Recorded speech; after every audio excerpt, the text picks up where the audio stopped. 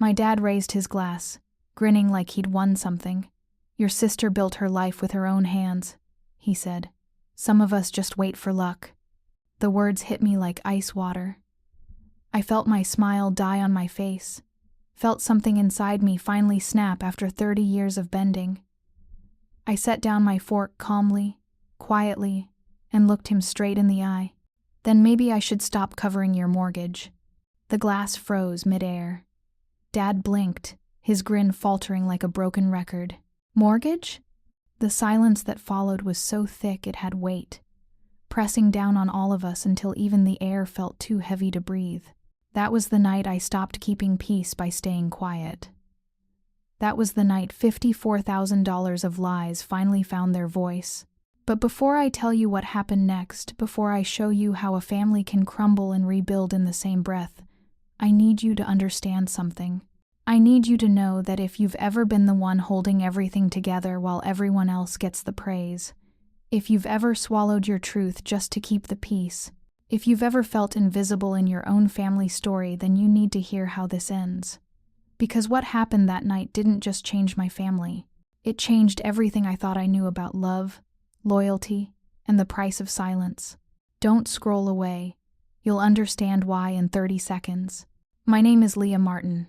I'm 30 years old, and for most of my life, I've been the quiet daughter, the fixer, the one who smooths over rough edges and pretends everything is fine when it's falling apart. I'm the daughter who learned early that love means making yourself smaller so others can shine brighter. My sister Clara is 2 years older than me, and she's been the golden child since the day she was born. Clara gets the praise, the pride, the place of honor at every family gathering. Clara is the success story my parents tell their friends about. Clara is proof that they did something right. My father, David Martin, used to own a restaurant. He talks about business like he's still running one, treats family dinners like board meetings where he's always the CEO. He has opinions about everything, and the voice to make sure you hear them. Success, to him, is a competition, and he keeps score in ways that leave marks you can't see. My mother, Susan, is gentle in the way that broken things sometimes are soft around the edges where she's been worn down. She translates my father's harshness into something more palatable, makes excuses for his pride like it's a medical condition she's learned to manage.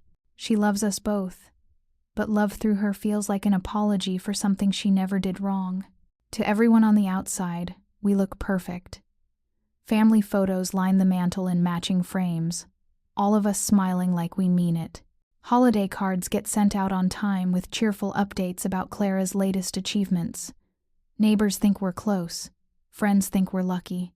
But inside our house, we're all playing roles we never auditioned for. And I've been playing mine so long, I almost forgot it wasn't real.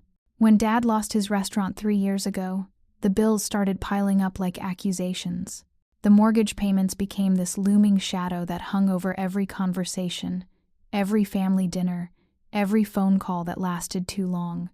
That's when Clara came to me with a solution. "Dad's too proud to take money directly from you," she said, sitting in my apartment kitchen while I made coffee for both of us. "But he trusts me with finances. He says I have a head for business. If you could help out just temporarily, I could handle the transfers. Keep it simple for him." It made sense. Dad had always been suspicious of technology, claimed online banking was a scam waiting to happen. And Clara had always been better with numbers, better at making things sound reasonable when they weren't. So I agreed. Every month, I'd wire $4,500 to Clara's account, and she'd take care of the rest. The first transfer felt like helping. The second felt like duty. By the 20th, it felt like breathing automatic. Necessary, invisible. Clara would send me short messages afterward. "Handled. All set. Dad says thanks." Never more than that. Never details. Never questions about how long this might go on. And at family dinners, Dad would praise Clara for stepping up and saving the house, while I sat there smiling, nodding, pretending that my bank account wasn't bleeding out in slow motion.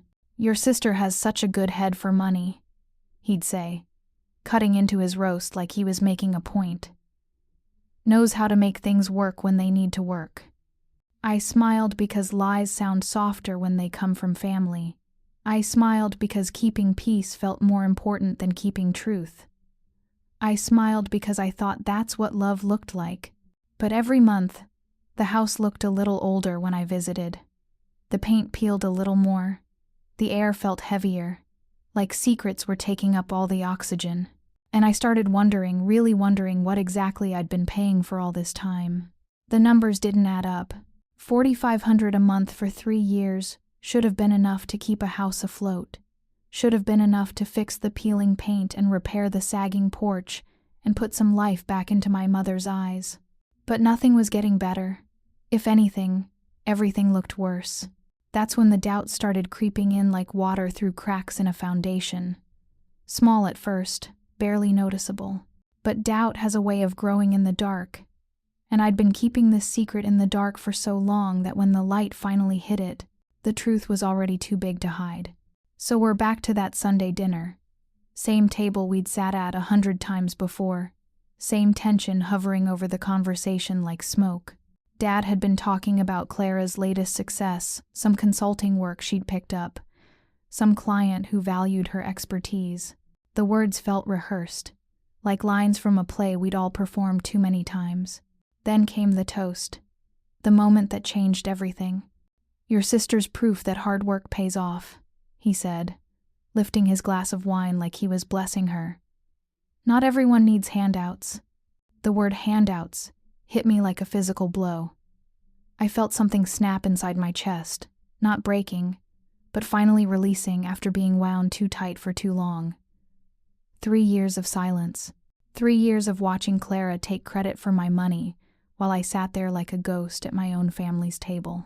I set down my fork carefully, deliberately, the way you handle something fragile that you're about to break anyway. Then maybe I'll stop giving them. The words came out calm, steady, like I'd been practicing them my whole life. But inside, my heart was hammering against my ribs like a caged bird finally seeing the door. Dad's fork clattered against his plate. Mom's hand went still around her wine glass. Clara's face went pale, then flushed, then pale again. "What handouts?" Dad asked, and his voice had that dangerous edge it got when someone contradicted him in public. I looked around the table at these people I'd loved my whole life, these people I'd protected with my silence, these people who'd let me disappear while they celebrated a lie. "The $54,000 I've been sending Clara every month for 3 years, I said. "The money that's been keeping this house afloat while you praise her for being so financially responsible." The silence that followed was different from any silence I'd ever heard. It wasn't the comfortable quiet of people who understand each other. It wasn't the awkward pause of someone searching for words. This was the silence of a world reshaping itself, of truth finally taking up the space it had always deserved. Clara's face crumpled like paper. "Leah, don't what?" I asked, and for the first time in my life, my voice was louder than hers. "Don't tell the truth? Don't let Dad know where his mortgage payments actually come from? Don't ruin the story where you're the hero and I'm just the quiet sister who never does anything important?" Dad was staring at Clara like he'd never seen her before. $54,000? "It was temporary," Clara said, her voice small and desperate. "An investment. I was going to pay it back." "Investment in what?" Dad's voice was getting louder, sharper. "In us," Clara said, but even she didn't sound convinced. "In a fantasy," I said, and the words came out harder than I intended. "In the fantasy that you could take credit for someone else's money and call it success." That's when Clara bolted from the table. Her chair scraped against the floor like fingernails on a chalkboard, and then she was actually running toward the front door, like the truth was chasing her with teeth. The door slammed so hard the family photos rattled on the mantel. That was the moment the truth stopped waiting, I said to the empty space where she'd been sitting. The weeks that followed felt like living inside a crime scene. Everything we thought we knew about our family was evidence now, tagged and examined and found to be something else entirely. I spent hours tracing the money transfers, following the digital breadcrumbs that led from my bank account to Clara's, and then, somewhere else. The trail got murky after that, disappearing into a maze of online transactions and investment platforms with names that sounded important but meant nothing. That's when I found Novarise Ventures. It was supposed to be an investment firm, the kind that promises huge returns on small investments, the kind that preys on people who want to believe in easy money. Clara had been funneling my mortgage payments to them for months, convinced that she could turn my $4,500 into something bigger, something that would make her the hero she'd always pretended to be. The contact person was someone named Evan Grant. Professional headshot, testimonials from satisfied investors, a website that looked legitimate until you started digging deeper. He'd convinced Clara that she was just one big score away from paying me back with interest, one successful investment away from making everything right. But Clara wasn't just a victim. She was a participant. She'd known exactly what she was doing when she took my money and gambled it away while letting me believe it was going to keep our parents' house safe. She'd known exactly what she was doing when she sat at family dinners and accepted praise for my sacrifices. When Dad finally really confronted her, not just asked questions but demanded answers, the whole story came spilling out like water from a broken dam. The fake investment platform, the promises of easy money, the months of doubling down on bad decisions while hoping she could fix everything before anyone found out. That's when Evan Grant showed up at our house. He was exactly what you'd expect from someone who makes a living lying to desperate people. Smooth voice, expensive suit, the kind of smile that makes you want to trust him even when your brain is screaming warnings. He claimed he was there to help Clara recover the money, said there were still options if we could just be patient a little longer. But I'd already called the police. I watched from the window as they led him away in handcuffs. This man who destroyed my family with promises he never intended to keep. Clara stood on the porch, arms wrapped around herself like she was trying to hold herself together, watching her fantasy walk away in the back of a police car. He thought I'd stay quiet, I told Mom later, when we were cleaning up the broken glass from where Dad had thrown his wine against the wall. But quiet doesn't mean blind. Mom was holding one of our family photos, staring at it like she was trying to remember when it was taken. "We were never this happy," she whispered, and for the first time in years, she sounded like she was telling the truth. The months that followed were like learning to walk again after a long illness. Everything felt strange and uncertain, but also somehow cleaner, like we'd finally stopped breathing poisoned air. Clara moved out of Mom and Dad's house and into a small apartment across town. She started seeing a therapist, started working a regular job, nothing glamorous, just answering phones at a doctor's office, but it was honest work with honest pay. She sent me a check for $50 every month, her first payment toward the debt she could never fully repay. The checks always came with short notes. "I'm sorry. I'm trying. Thank you for not giving up on me." I cashed them not because the money mattered, but because I knew she needed to send them. She needed to feel like she was earning her way back to forgiveness, one small payment at a time. Dad apologized to me for the first time in my adult life. Not the half-hearted "sorry you're upset" apologies I'd grown up with, but a real apology that acknowledged what he'd done and how it had hurt me. "I made you invisible in your own family," he said, sitting across from me at that same dinner table where everything had fallen apart. "I made you small so Clara could look bigger. That's not what fathers are supposed to do." The words didn't fix everything, but they were a start.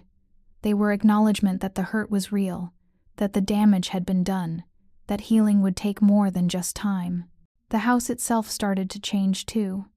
Dad used the money I'd been sending, the money that was finally going where it was supposed to go, to fix the peeling paint and repair the sagging porch. Mom opened the curtains that had been closed for months, let light back into rooms that had been dark for too long. But the biggest change was in the silence. The heavy, suffocating quiet that used to press down on us during family dinners was gone, replaced by something softer, something that felt safe instead of scared. We started talking about real things. Dad's fears about money and aging and what would happen when he couldn't work anymore. Mom's sadness about the family she'd thought we were versus the family we actually were. my anger about being invisible for so long, about being valued for what I could give instead of who I was. The conversations were hard, sometimes painful, but they were ours. No more performance, no more pretending, no more lies wrapped up in love and served at Sunday dinner. 6 months after that terrible, wonderful night, I found myself holding that same wine glass my father had raised in his toast. But this time, I was the one speaking. "To truth," I said, looking around the table at my parents, at Clara, who'd driven over for dinner despite how awkward it still was, at this family that had broken apart and was slowly, carefully putting itself back together, to the truth that hurts and the truth that heals. Clara's eyes filled with tears, but she raised her glass anyway. So did Mom and Dad. And for the first time in my life, when we clinked glasses together, it sounded like forgiveness instead of performance. Dad had taught me that success was money, that worth was measured in dollars and achievements, and praise from people who didn't really know you. But I learned something different that night. I learned that success was peace. Success was being able to look your family in the eye and see yourself reflected back, not as they wanted you to be, but as you actually were. Success was breaking the silence that had been slowly killing us all. Family doesn't break you when you tell the truth. It breaks you when you stay quiet, when you swallow your voice to keep peace that was never really peaceful, when you make yourself small so others can feel big, when you carry secrets that aren't yours to carry just because someone else is too proud or too scared or too comfortable to carry them themselves. I spent 30 years thinking that love meant sacrifice, that family meant keeping quiet, that being good meant being invisible. I thought that if I could just give enough, help enough, stay quiet enough, everything would eventually be okay. But okay isn't enough. Okay is just another word for broken things that we've gotten used to. Okay is just another way of saying we've given up on better. The truth is messy and painful, and sometimes it destroys things that looked beautiful from the outside. But the truth is also the only foundation strong enough to build something real on. The truth is the only thing that can set you free from prisons you didn't even know you were living in.